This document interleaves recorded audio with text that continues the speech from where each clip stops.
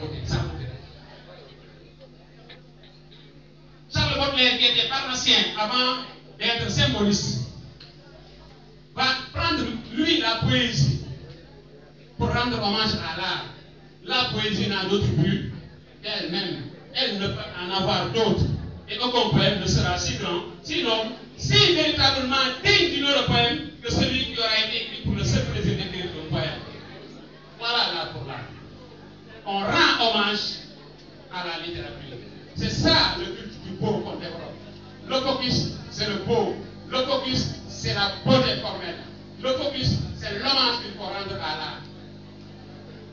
Et ça, vont insister sur la posture du poète. Si vous voulez rendre hommage à l'art, le poète doit être un poète averti. Il doit être un orfèvre. Il doit être un sculpteur. Il doit être un ciseleur. Il doit avoir un travail tout à l'aise sur les mots. Il doit faire une opération sur le langage. Et quand vous réussissez cette opération sur le langage, et vous devenez le véritable pharmacien. Et pour avoir cela, il faut convoquer les mots justes, il faut élaguer certains mots, il faut combiner, il faut associer pour avoir ce qu'on appelle la perfection forte. Du coup, le poète pharmacien devient un artiste, un artisan du langage, un magicien des mots, un alchimiste du verbe. Parce que la manière dont il conçoit sa poésie repose sur cette opération, ce travail de fabrication qu'il fait sur le langage pour donner cette forme qui est belle, qui est éternelle, qui est impérissable. C'est ce que Baudelaire dit, vous m'avez donné de la boue, j'ai pétri de la boue et j'en ai fait le. Ça veut dire j'ai pris les mots de tous les jours, les mots que vous connaissez, je les ai associés, je les ai lavés, je les ai combinés pour vous donner la belle forme. J'ai pétri de la boue, c'est une métaphore et j'en ai fait le. Et donc, dans Emo et Kamé va insister sur ce travail de sculpteur, sculpte, lime, fait flottant, se scelle dans le bloc résiste. Tout ça, c'est des choses qui montrent que ce travail que l'artiste doit faire est un travail d'artisan. Lui, il va faire un travail sur le langage, il va faire une opération sur les mots. Donc, si demain, on vous donnait sur la fonction esthétique, vous pouvez avoir comme argument numéro 1 le culte du beau. La littérature met le focus sur le culte du beau parce que cette littérature veut rendre hommage à l'art, pour la théorie de l'art pour l'art. Cette littérature rejette l'aspect utilitaire pour mettre le focus sur le beau, uniquement sur le beau, uniquement sur le beau. Et vous alignez 2 ou 3 citations. Cet argument est public. Deuxième argument, vous dites que la littérature met le focus sur la forme. L'aspect formel. Et pour que cette forme soit, il faut qu'on ait un artiste, un véritable artisan qui puisse travailler les mots, qui puisse les découper, qui puisse les monter, qui puisse les associer, les combiner pour avoir une belle forme. Et vous donnez les citations qu'on vient de citer tout à l'heure de Baudelaire et de Aaron, là, vous avez vraiment le travail. Si vous voulez encore un troisième argument, on peut convoquer cette disposition du texte sur la feuille que certains ont réalisé, à commencer par Guillaume Apollinaire. Guillaume Apollinaire a fait des poèmes sous forme d'un dessin qui renvoie à des réalités que vous connaissez. Un dessin célèbre de Guillaume Apollinaire, c'est quoi? La colombe poignardée et le jet d'eau. La cravate, le chat. Il fait un chat assis avec des mots. Il fait une cravate avec des mots, il fait une colombe qui déploie ses ailes sous un jet d'eau. Et quand vous avez ces genres d'écrits, cette disposition particulière, authentique, c'est l'esthétique. Au-delà du Guillaume Apollinaire, il y a un autre poète qui s'appelle Michel Léris. Michel Léris a fait ce même travail. Lui aussi, il a produit des poèmes sous forme de dessin, en diagonale, sous forme de H. Il a fait beaucoup de choses, Michel Léris. Donc, pour vous dire, quand on donne sur la fonction esthétique, vous pouvez avancer comme premier argument le culte du beau, vous pouvez donner comme argument la perfection de la forme, vous pouvez donner comme troisième argument la disposition. C'est une question où on répond et on s'en va. Est-il pertinent maintenant de donner des exemples sur les contes interprétés en pièces de théâtre. Là aussi, vous savez, c'est une fonction qui a été la littérature a ses codes. La littérature a ses codes. Il y a certains qui prennent. Le romantisme l'a formalisé. Mais avant le romantisme, il y avait cette fonction lyrique. C'est depuis l'Antiquité. Avant même, au-delà de l'humanisme, avant l'humanisme, c'est depuis l'Antiquité gréco-romaine. Avec de grands poètes. Le plus grand, c'est Pindare. Pindare a toujours fait des odes. Il y a Homère avec les hymnes homériques. Il y a Pindare, il y a Homère. Qui ont mis toujours du sentiment dans nos écrits. Il y a l'Italien Pétrarque vers le Moyen-Âge. Et avant d'arriver au XVIe avec Ronsard, qui a chanté Cassandre Salviati. Pierre de Ronsard a chanté sa bien-aimée Cassandre Salviati. Avec des apparitions différentes. Hélène, Marie, non. La mort de Marie, il a pleuré. Il a célébré.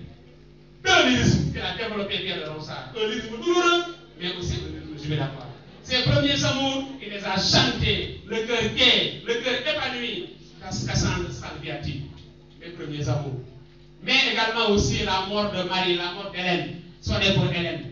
Si vous voulez avoir les sentiments personnels, revisitez la poésie de Ronsard. Et voyez, Ronsard, c'est depuis le 16e. On n'est pas encore arrivé au 19e.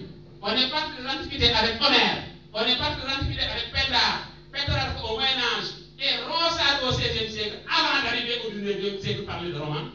Vous voyez l'importance des synthèses. Il y a certains qui pensaient que quand on parle d'expression des sentiments personnels, c'est le romantisme. Non, le romantisme a été un courant qu'il a porté. Mais avant le romantisme, il y avait d'autres qui ont développé l'expression des sentiments personnels. Mais avec le romantisme, on l'a fixé. Avec des auteurs qui l'ont porté. On peut citer Victor Hugo, on peut citer Lamartine, on peut citer Alfred de Musset, on peut citer Alfred de Vigny, les quatre vraiment qui ont été les pionniers de ce mouvement romantique. Pourquoi? Parce que eux, ils ont développé, c'est vrai, un lyrisme douloureux, mais parfois aussi un lyrisme jubilatoire. Si vous prenez Victor Hugo, le plus célèbre, il a développé le lyrisme. Prenez les contemplations, œuvre qui est au programme. Dans les contemplations, prenez le livre numéro 1, l'heureux, heureux, prenez l'âme en fleurs, ce sont les premiers amours de Hugo. Horreur, c'est la jeunesse, c'est la joie. Vraiment, tout ce livre-là est le livre de la porte. Prenez les luttes et les rêves. Là aussi, on sent qu'il est en train de prendre du galon. Et jusqu'au livre 4, c'est là où vraiment on a senti une cassure avec Paouka Mère et le livre du deuil. En ce moment-là, Hugo va basculer vers un lyrisme douloureux. Vous voyez, les premiers livres, surtout les deux premiers, Hugo développe le lyrisme jubilatoire. Tout ce qui est illustration pour le lyrisme jubilatoire, allez vers l'heureux, allez vers l'âme en fleurs. Ce sont les débuts de Hugo, avec sa famille, dans la forêt, dans la brousse, avec ses frères, avec ses soeurs, avec ses parents, c'est la joie. Mais la cassure, c'est au niveau de Paouka Mère où qui s'appelle Léopold Hugo. Je pense que reste un point mythique de Hugo. Où il a pleuré, oh je puis aussi, reste un point où Hugo a blasphémé. Hugo est parti jusqu'à remettre en cause sa foi. Hein? Comment Dieu peut-il faire de ces malheurs sans nom? Comme Senghor avait fait, non, mon fils n'est pas mort. Non, il n'est pas mort. Pardonne-moi. Seigneur, non, mais il n'est pas mort. Oui, c'est le blasphème. Parce que la douleur a atteint son paroxysme. Et dans le romantisme, si quelqu'un vit cette douleur, si le cœur presque est déchiré, si le cœur est en lambeaux, si on pleure riche, on pleure, on est dans un lyrisme malheureux, un lyrisme douloureux. Donc ça peut être un premier argument. Vous pouvez développer le lyrisme douloureux. Et vous prendrez comme exemple Léopoldine de Victor Hugo. On peut prendre aussi Alphonse de Lamartine. il perd 2 êtres chers. Elvire au Julie-Charles. Et aussi sa propre fille Julia, morte au Liban, loin de la France, à Beyrouth. Lamartine perd Julie-Charles. Elle a rencontré lors d'un colloque. Lamartine est épris de Julie-Charles. Une pause est observée. Lamartine va faire un tour avec Julie-Charles au bord du lac Bourget. Et le fameux poème de lac est inspiré de cette rencontre qu'ils ont eue au bord de ce tour d'eau. Et Lamartine a voulu continuer avec Julie-Charles. Mais malheureusement, le colloque termine. Lamartine est rentré, Julie-Charles est rentré, et ils sont donnés rendez-vous pour un prochain colloque. Lamartine revient, il demande Julie-Charles, est-ce qu'elle est déjà arrivée, elle est sur place, mais on lui dit que cette fille est morte. Quand elle a quitté le premier colloque, elle est morte. Alors Lamartine était déstabilisé, son cœur était déchiré, il a eu mal, et il se souvient de ces beaux moments avec le lac. Vos temps suspendent ton vol, et vous, heure propice, suspendez votre, laissez-nous savourer les beaux, les plus beaux délices de notre vie, etc. Pour vous dire que ce lyrisme douloureux vient d'un sentiment qu'on n'arrive pas à supporter, lié à une mort tragique, lié à une trahison.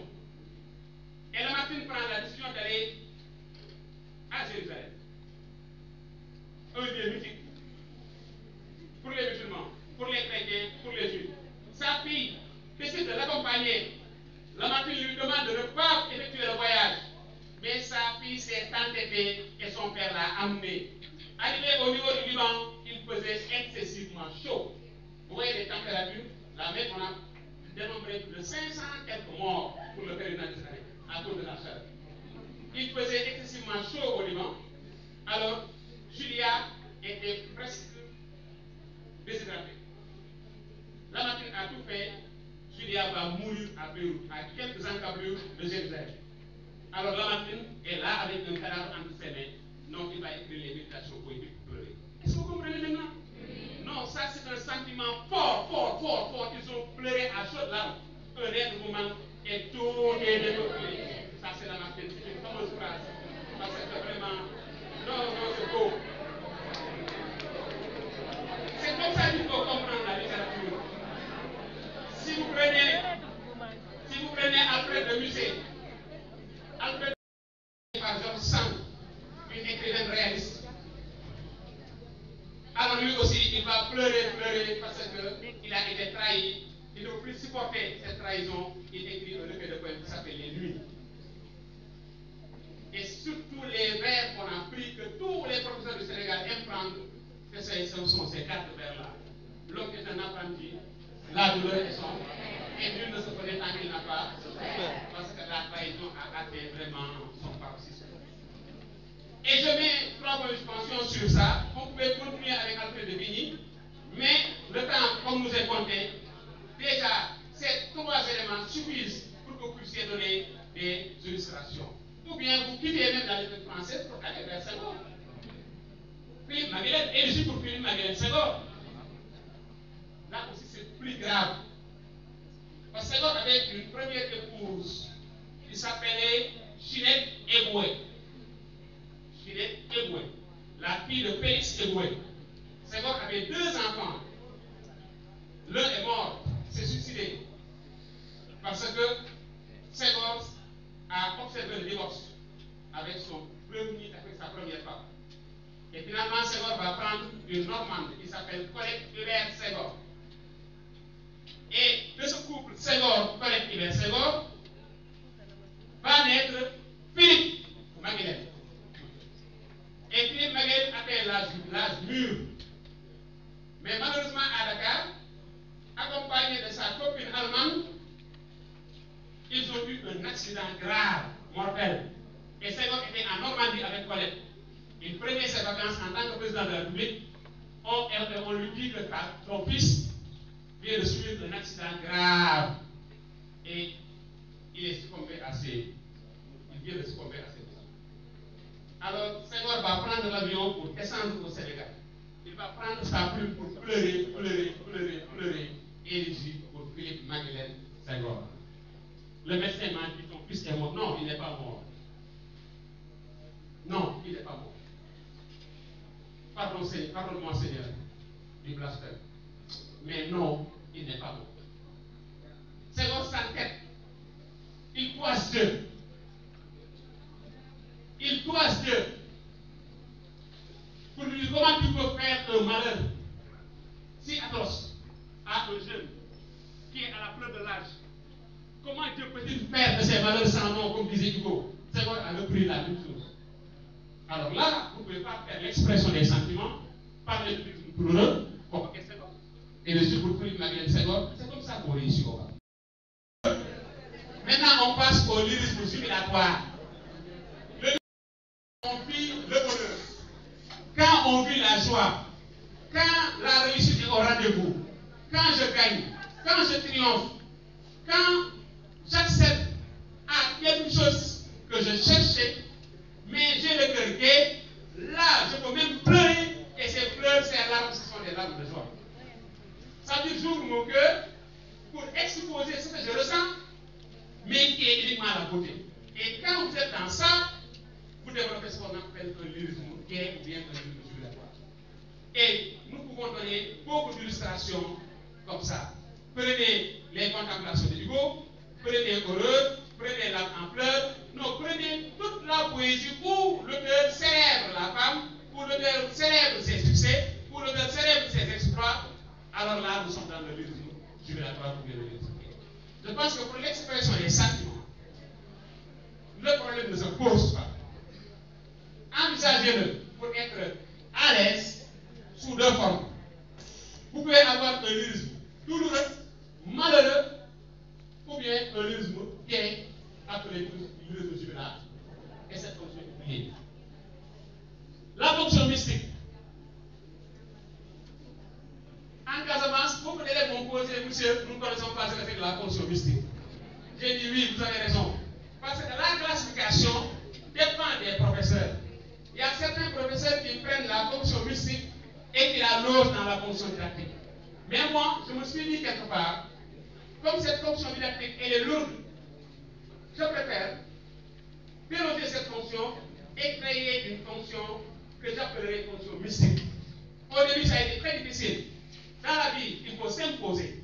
Je le dis et je ne me lasserai jamais de le dire. Vous citez Hugo, vous citez Lamartine. Pourquoi avoir honte de citer Cheikh Ahmadou Bamba ou El Hadji Malick Sy? Ils ont développé des formes de poésie, je reviendrai sur ça. Nahdu. Mais il faut citer Nahdu de Cheikh Ahmadou Bamba qui traite de la morale, de la bonne conduite.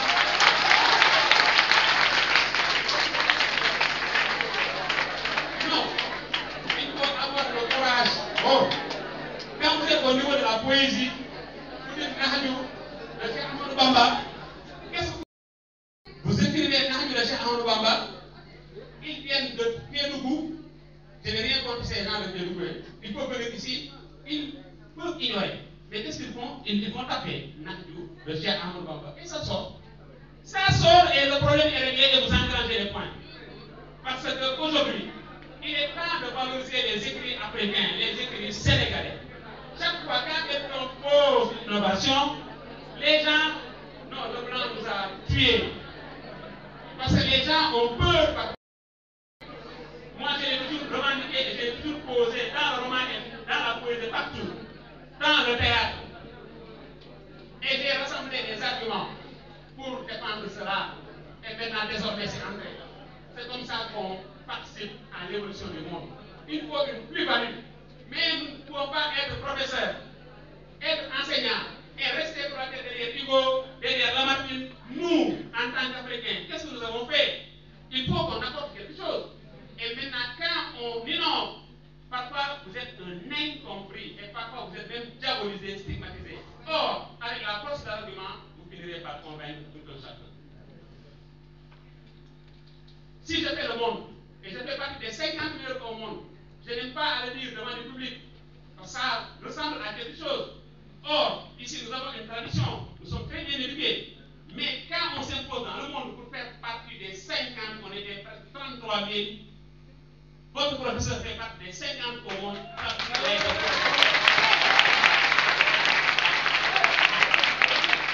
C'est ça qu'on veut transférer. Moi, je suis là avec le micro. Je n'ai pas de support. Et je développe sans regarder. Ça veut dire que quelque part, j'ai bien des supports. Et c'est ça qu'on attend de vous. Ne me regardez pas. C'est ça qu'on attend de vous. C'est ça qu'on attend de vous. Soyez coriaces. Soyez entrepreneurs. Soyez solides. Soyez braves. Soyez courageux. Vous êtes des dignes fils de Mbacké.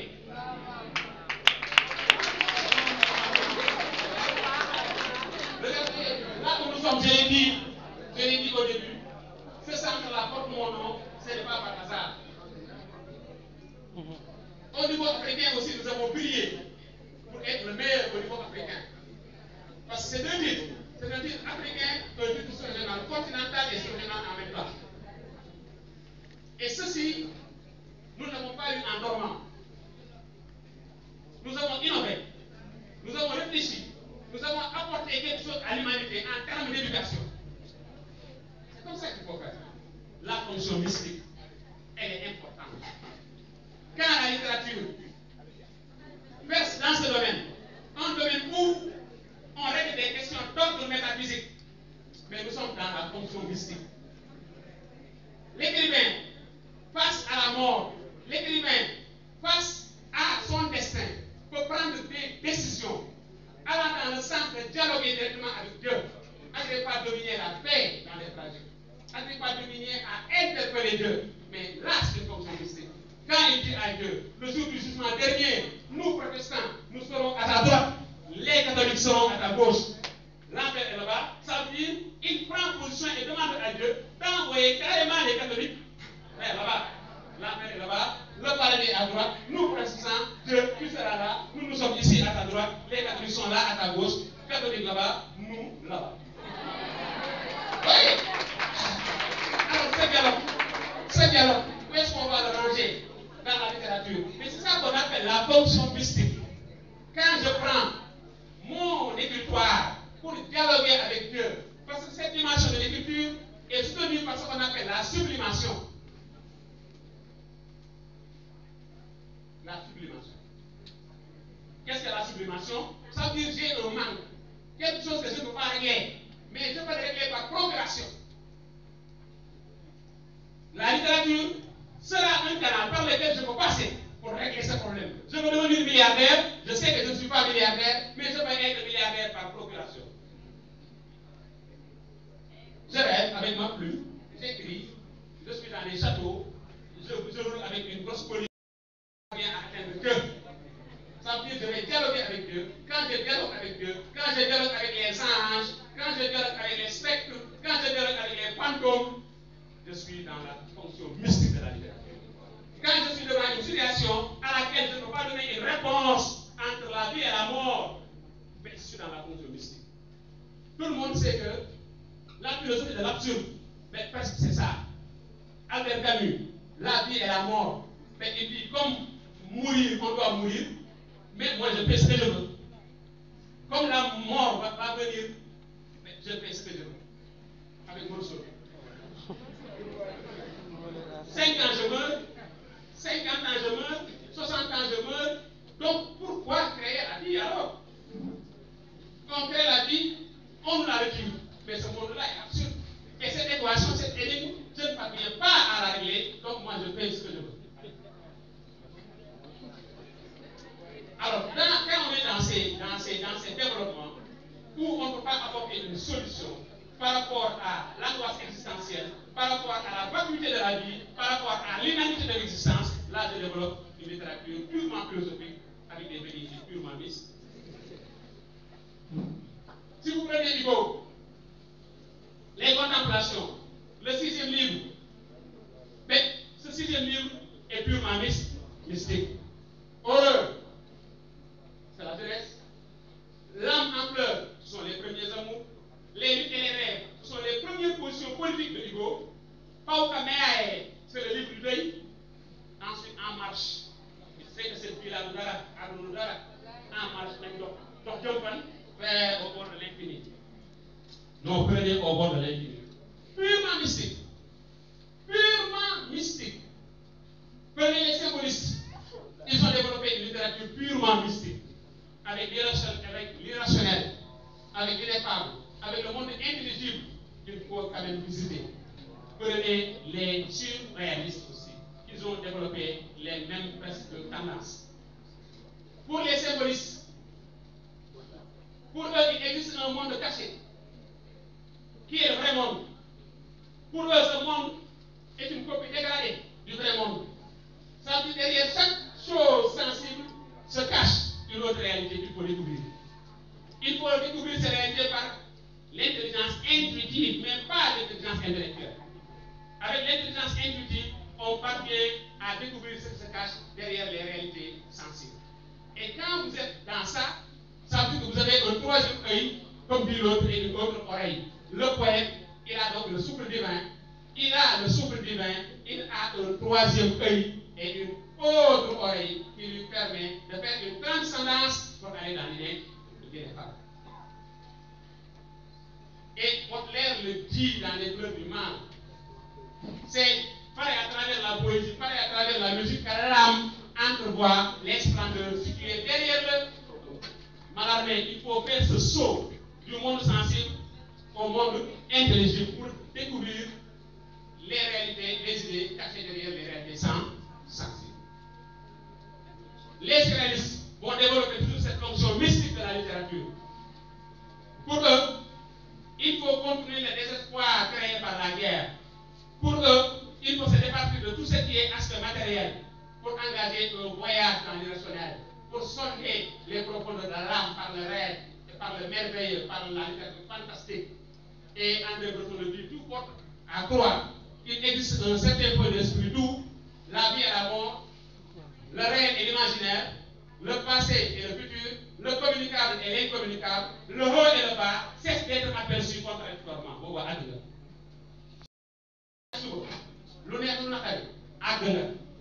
Est-ce que vous comprenez?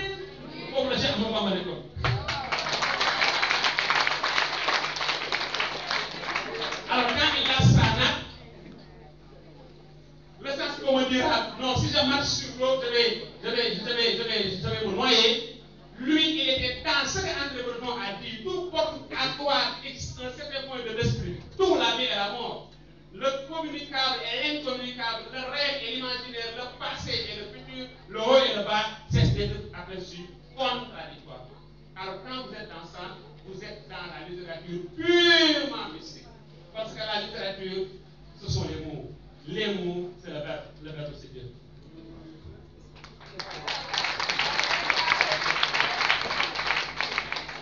Pourquoi je dis ça?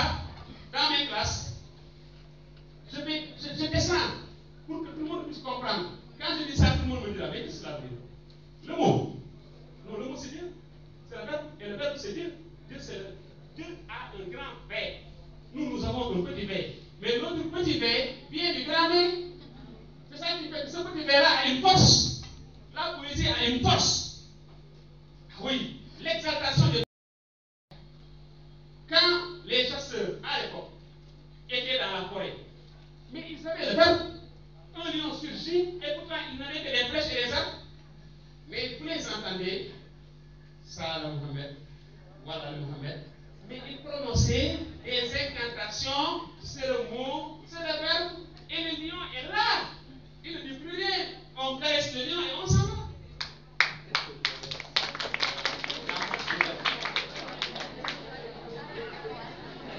Hey, on est mordu par un serpent. On marche sur un serpent, le serpent me mord. On ne pense pas à aller au dispensaire. Non. Amenez-moi chez Baïgay. Baïgay, moi loup, Diane. Baïgay, moi loup. Dispensaire, et quand on arrive chez Baïgay, qu'est-ce qu'il fait? Il va proférer des propos. Et vous êtes devenu un pichot. Alors ça y est, écoutez, ça y est. Voilà la puissance du verbe. Ça, c'est les fonctions mystiques de la littérature. La littérature est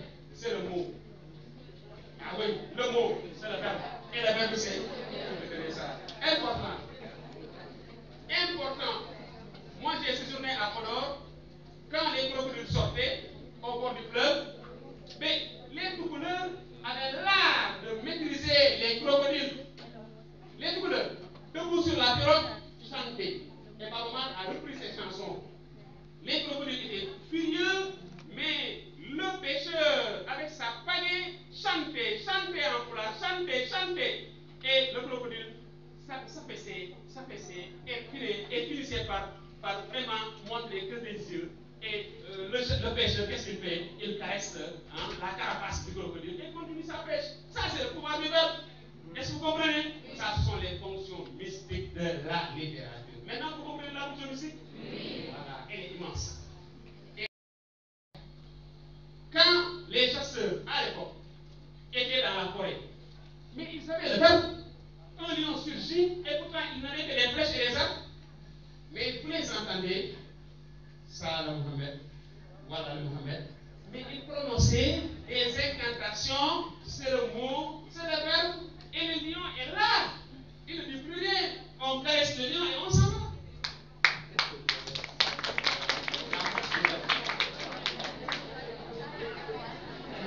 Hey, on est mordu par un serpent. On marche sur un serpent, le serpent me mord. On ne pense pas à aller au dispensaire. Non. Amenez-moi chez Baïgay. Baïgay, moi le Diane. Baïgay, moi le dispensaire. Et quand on arrive chez Baïgay, qu'est-ce qu'il fait? Il va proférer des propos. Et vous êtes devenu un petit chaud. Alors ça y est, il vous dit ça y est. Voilà la puissance du verbe. Ça, c'est des fonctions mystiques de la littérature. La littérature, c'est le mot. Ah oui, le mot, c'est le verbe. Et le verbe, c'est ça. Important. Moi, j'ai séjourné à Podor. Quand les crocodiles sortaient au bord du fleuve, mais les Toucouleurs avaient l'art de maîtriser les crocodiles.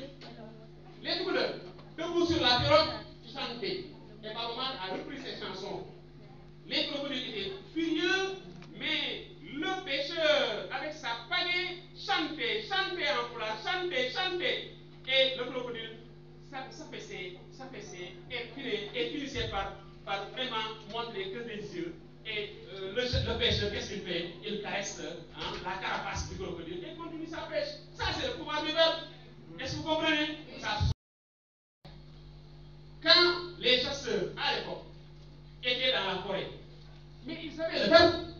Un lion surgit et pourtant ils n'avaient que des flèches et des arcs. Mais vous les entendez, ça le Mohamed, voilà le Mohamed. Mais ils prononçaient des incantations, c'est le mot, c'est le verbe, et le lion est là. Il ne dit plus rien. On caresse le lion et on s'en va.